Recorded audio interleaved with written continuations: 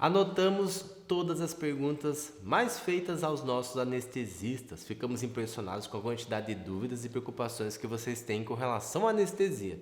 Felizmente, a anestesia se tornou uma especialidade médica muito desenvolvida, muito segura. As taxas aí são altíssimas de sucesso e associado a isso temos a tecnologia, os aparelhos modernos, medicamentos, hospitais.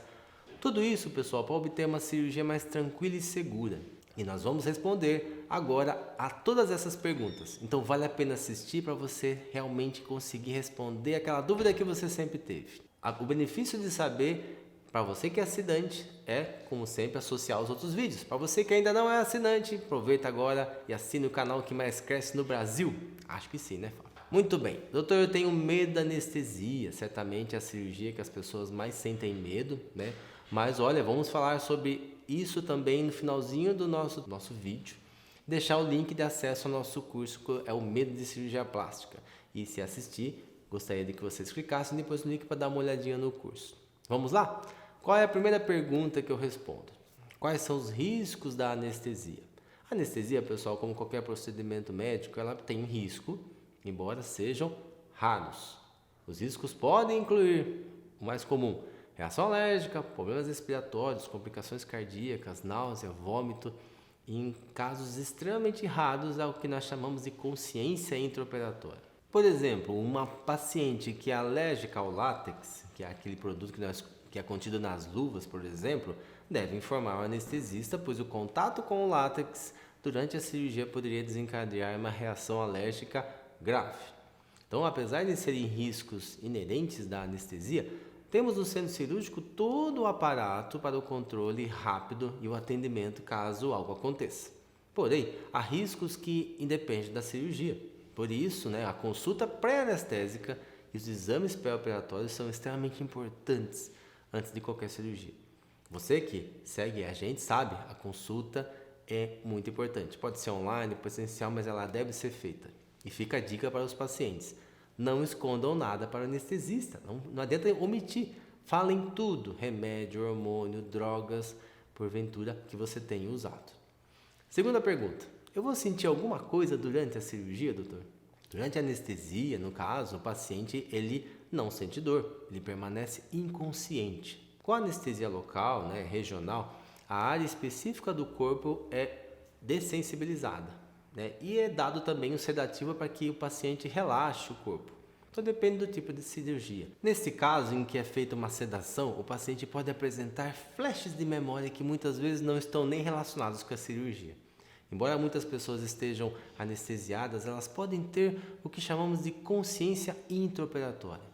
O que seria isso? Muito interessante. A consciência intraoperatória do paciente ocorre quando uma pessoa, durante uma cirurgia sob anestesia geral ou sedação, tem experiências conscientes ou memórias do que aconteceu durante o procedimento.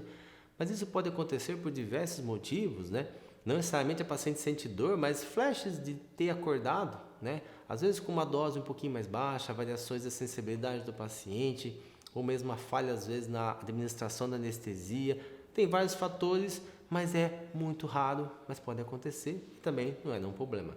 Para o paciente, a consciência intraoperatória pode ser uma experiência às vezes um pouco perturbadora, pois ele está consciente da sensação, às vezes escuta voz, movimentos, mas ao mesmo tempo sentir dor é raríssimo, mesmo que não possa estar realmente falando que acordou.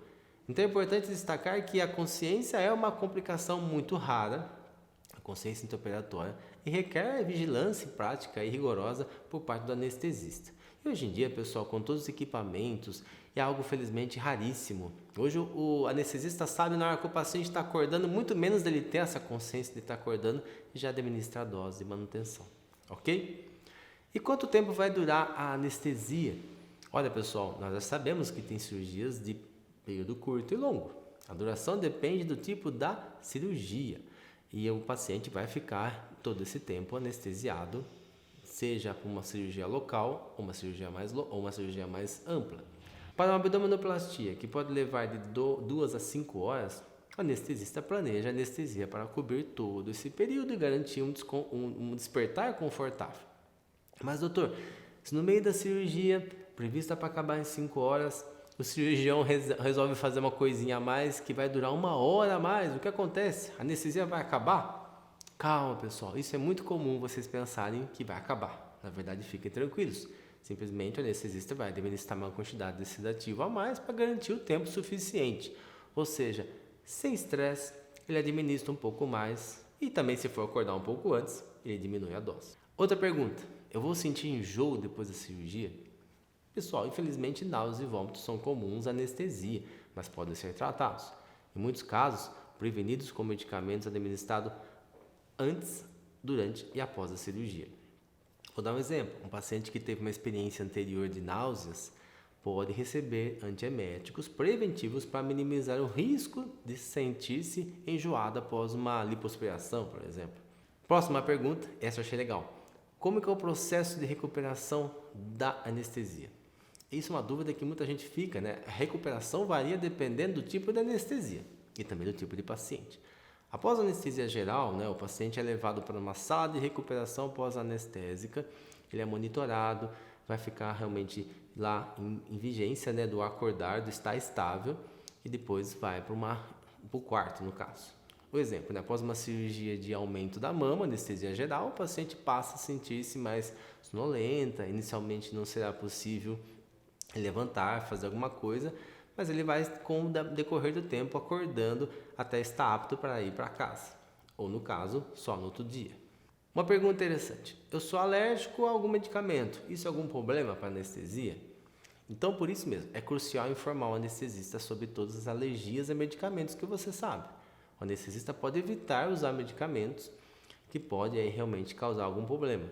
Se o paciente é alérgico à penicilina, o anestesista escolherá antibióticos alternativos para prevenir a infecção, mesmo sabendo que você seja alérgico, e vai usar outros, tá? Há uma gama imensa de medicamentos. E se algo der errado, sim, eu tiver uma alergia durante a cirurgia, de uma coisa que eu não sabia que eu era alérgico, o anestesista também está treinado, capacitado para lidar com emergências. Os equipamentos estão lá, são sofisticados, já está com tudo em mãos, né? Antialérgicos, medicamentos para controlar uma crise ou mesmo uma complicação mais inesperada no caso de uma alergia, né? No caso de uma queda brusca de pressão, por exemplo, durante uma cirurgia de redução de mama, o anestesista pode administrar medicamentos que rapidamente estabilizam o paciente. Ou seja, pessoal, ele está no melhor momento, no melhor lugar, com os melhores equipamentos para ter o trabalho nessas intercorrências. Outra perguntinha: posso comer e beber antes da cirurgia? Pessoal, isso é básico, né? Os pacientes geralmente são instruídos a comer, a não comer e não beber por pelo menos 6 a 8 horas antes da cirurgia, para evitar complicações como a aspiração pulmonar. Então, vou fazer uma cirurgia de lifting facial, marcada para, no caso de manhã. O paciente será instruído a não comer ou beber nada depois das 10 ou meia-noite do dia anterior, para ter um tempo de eliminação desse alimento do estômago, ok? Muito bem, e vou precisar de alguém para me acompanhar após a cirurgia? Sim, pessoal, geralmente é recomendado que alguém acompanhe o paciente para casa após a cirurgia. Você sabe, né? Anestesia, você acorda, mas você não está apto para pegar a estrada, dirigir, etc. Pois o paciente pode estar ainda um pouco grogue, precisar de assistência, entendeu? Então, após uma cirurgia de blefaroplastia, mesmo que seja uma cirurgia pequena, o paciente pode ter uma visão turva, pode ter um inchaço, pode ter um episódio de náusea, um mal-estar, que durante o retorno para casa pode ser perigoso. Então, sempre um acompanhante para ir embora, tá ok? Outra perguntinha: existem alternativas à anestesia geral? Que o pessoal mais comenta, né? Então, dependendo do tipo de cirurgia, alternativas como anestesia local, regional, sedação, podem ser opções viáveis. Essas alternativas podem ter menos efeitos colaterais e um tempo de recuperação um pouco mais curto. Mas também usamos, né, no caso do anestesista, ele usa a peridural, que é parecida com a RAC, porém a anestesia é feita para tirar a dor de uma certa altura para baixo, mantendo a motricidade. E o restante do corpo é sedado e o paciente dorme.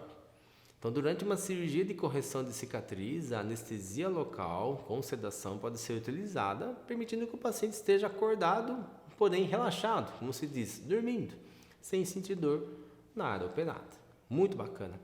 Um dia eu vou chamar o pessoal para fazer um podcast Inclusive, o Dr. Matheus, tem um pessoal aqui que adora fazer um bate-papo. Vamos lá. E eu posso acordar no meio da anestesia? Essa questão de eu acordar preocupa muitas pessoas. No entanto, garanto, o anestesista monitora e qualquer sinal de acordar, prontamente ele vai lá e administra o medicamento. O paciente não sabe que ele quase acordou ou, de certo modo, teve algum momento que precisou de uma dose maior. Isso é feito com uma nuance muito sutil. Então, o anestesista tem esse controle. Por isso mesmo, se você tem medo, perca esse medo. Não existe, porque hoje em dia é muito moderno. Pronto, pessoal. Eu espero aí que tenha trazido finalmente aí, sanado as dúvidas que vocês têm durante todo esse tempo sobre anestesia. O mais importante é passar por uma avaliação pré-anestésica antes de qualquer procedimento para que o anestesista explique detalhadamente qual será o seu tipo de anestesia. As perguntas são gerais, realmente é uma opinião minha, mas eu vou trazer um anestesista aqui para conversar, para vocês tirarem todas essas dúvidas. Não esqueça, nós temos podcast, temos também nossos vídeos de quarta-feira, tem os comentários que vocês nos mandam e agora também tem curso. Olha só, o meu sonho como... Oi? Tem live, é verdade, Fábio.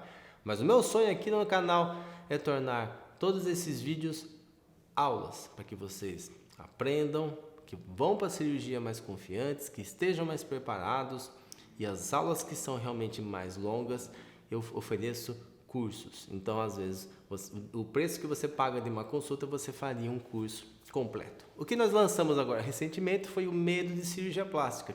Então, você que tem medo e tem dúvidas de como melhorar essa sensação de fobia, de angústia, de quem vai operar, faça o curso.